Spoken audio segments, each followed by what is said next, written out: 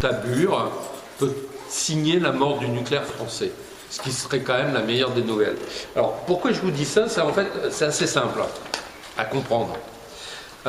CIGEO, c'est un projet qui est directement issu des décisions prises entre les années 50 et les années 70 et qui ont abouti à la création du grand programme électronucléaire français. Comme dans tous les pays nucléaires, le complexe nucléaire français déteste voir ces problèmes mis sur la place publique. Alors, dans les années 70, il y a eu des mobilisations qui ont ou non abouti difficilement parfois, je pense à Super Phénix, avec du temps, avec un homme exceptionnel, Raymond Avrilier, qui s'est battu, qui a réussi à construire un dossier juridique, et ça, il faut que vous vous en souveniez aussi, c'est qu'on peut battre le nucléaire sur le terrain juridique. Mais donc, l'idée du complexe nucléaire, c'est que, de toute façon, il faut cacher les problèmes. Et c'est quoi cacher les problèmes? C'est CIGEO, en fait. CIGEO, ça reprend la vieille idée, enfin les vieilles pratiques du complexe nucléaire en France et à l'étranger, à savoir nos déchets, on ne sait pas les gérer, c'est très dangereux, personne n'en veut, donc on va les faire disparaître. Alors dans les années 50 jusqu'aux années 70, on s'est un peu arrêté avant en France, on a jeté ça en mer, la Manche est extrêmement polluée, l'Atlantique aussi, et aujourd'hui, la France, comme d'autres pays européens, et même les États-Unis avant elle, veut tester une nouvelle solution, c'est que bon, on va plus jeter en mer parce qu'il y a Greenpeace avec ses bateaux, ça fout mal, ils n'arrêtent pas de tourner des images, donc on va être en fait plus discret encore, on va les jeter sous terre. Là, on est sûr que personne ne pourra aller voir ce qui se passe. Donc mais c'est ça, c'est l'idée, c'est on cache. On cache les problèmes parce qu'on ne sait pas les traiter. Ça, c'est la première chose. La deuxième chose, c'est que CIGEO existe aussi parce que la France s'est lancée dans la filière du retraitement nucléaire. Alors, dans les années 60, à la création de La Hague, le premier objectif était évidemment un objectif militaire.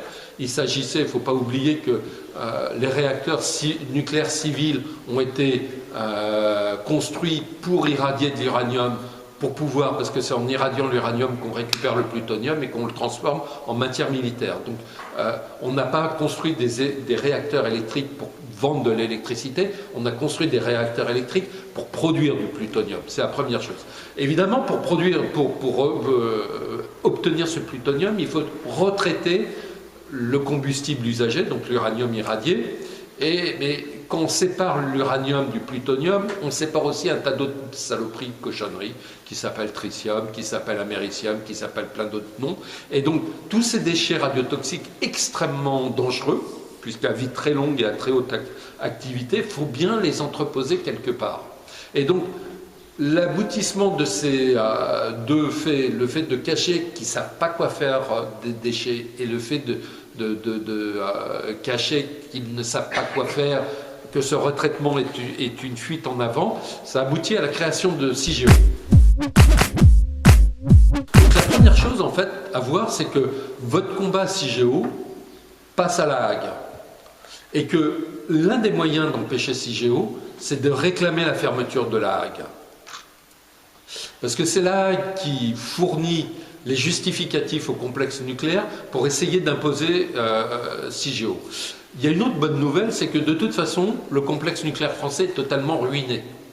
Personne n'a les 40 milliards nécessaires, selon l'évaluation faite par l'ASN, pour financer CIGEO. Donc ni la France, ni EDF, ni Areva, ni le CEA.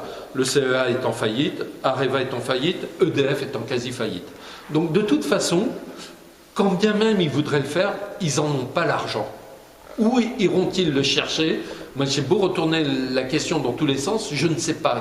C'est juste pas possible. C'est comme le mensonge sur le démantèlement. Le démantèlement n'aura jamais lieu parce que EDF est techniquement dans l'incapacité de le faire, d'une part, et d'autre part, ça coûte bien trop cher. C'est pas les 19 ou 20 milliards annoncés par EDF pour démanteler le parc nucléaire, c'est plutôt, nous, selon nos estimations, si on prend les comparatifs à l'étranger, entre 40 et 80 milliards.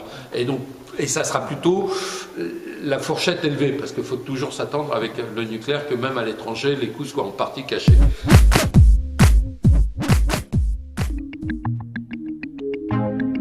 Thank you.